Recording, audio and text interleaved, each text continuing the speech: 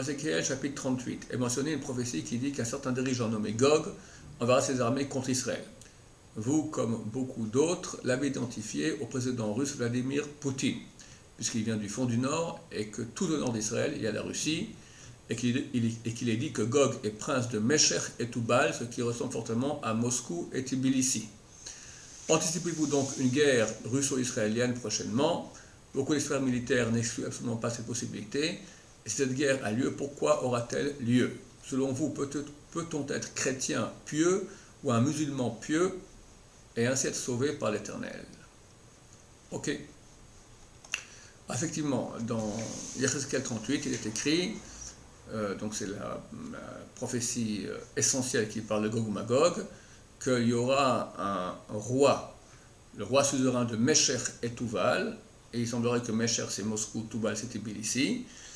C'est marqué qu'il viendra du fond du Nord contre Israël. Le fond du Nord par rapport à Israël, c'est effectivement la Russie, donc ça concorde, qui sera le chef du pays de Magog. Et Gog, c'est un surnom, et Magog, c'est un surnom. Gog, c'est le prénom du roi, et Magog, c'est le prénom de son État.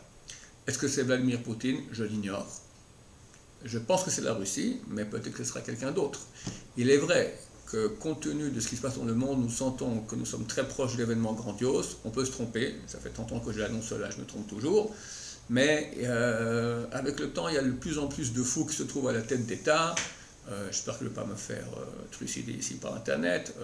Erdogan, d'accord, qui maintenant est plénipotentiaire de la Turquie, qui a des rêves d'empire ottoman. Poutine, qui est un ancien agent du KGB, qui est extrêmement réfléchi et un homme puissant et fort. Trump, qui est un grand révolutionnaire qui n'a peur de rien. On a la cerise sur le gâteau Kim Jong, d'accord, le dirigeant de la Corée du Nord qui est complètement fou et il n'a pas le droit de faire des essais balistiques ni d'avoir la bombe atomique et il continue sans cesse à faire des essais de missiles balistiques, bientôt déjà intercontinental.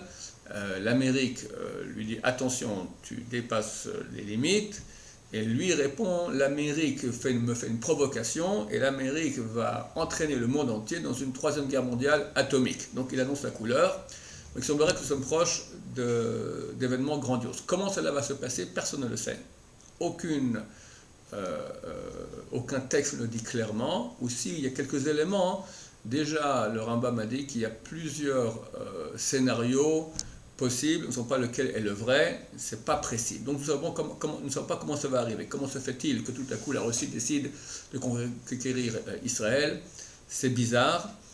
Il est vrai que dans les textes, il est écrit qu'il y aura une grande guerre entre l'Occident et la Perse, l'Iran. On voit qu'actuellement Trump est en train de fédérer les pays sunnites contre ce qu'il appelle la menace terroriste la plus grande au monde, l'Iran, vraiment l'empire du mal.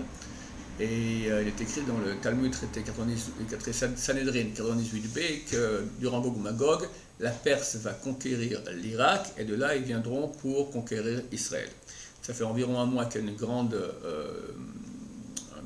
réunion, conférence de grands stratèges israéliens à Herzliya et ils ont dit clairement ce n'est plus que quelques bandes ou quelques gangs iraniens qui sont en Syrie. Aujourd'hui, c'est l'armée régulière iranienne, les gardes de la révolution, des très bonnes armées iraniennes. Ils ont des bases souterraines, ils ont des usines pour faire des armes au Liban.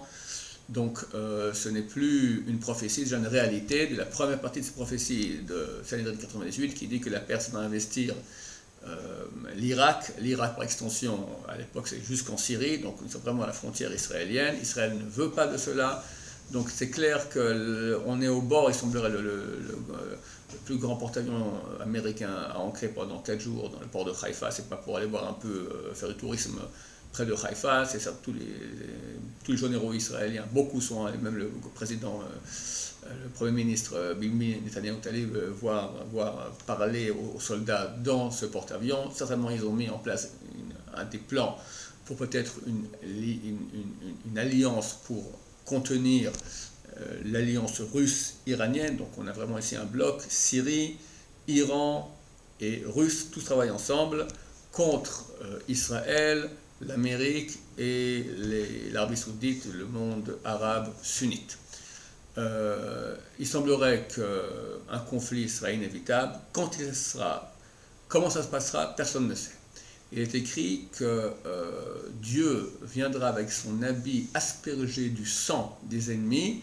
Il viendra de Bassora. Bassora, hein, c'est la deuxième ville d'Irak qui est l'accès de l'Irak au golfe Persique.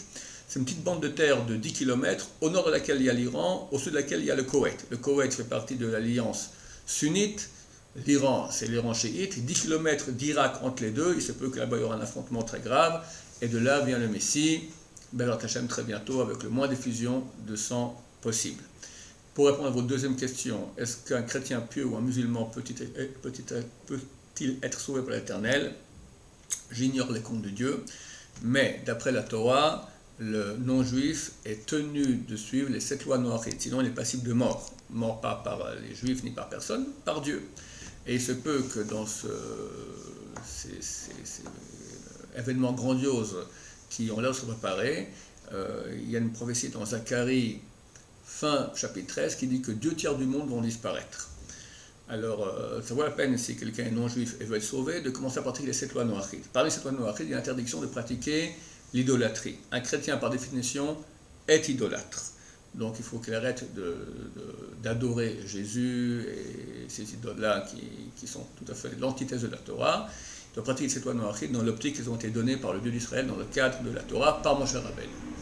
Un musulman pieux n'est pas considéré comme idolâtre, mais lui aussi doit pratiquer les 7 lois noachides dans l'optique, comme j'ai dit, qu'elles ont été données par Moshe Rabbeinu, par Dieu dans la Torah, par l'intermédiaire de Moshe Rabbeinu de Moïse. Si ces personnes-là sont pieuses et agissent ainsi, il n'y a aucun doute qu'elles seront sauvées. Bezrat Hashem.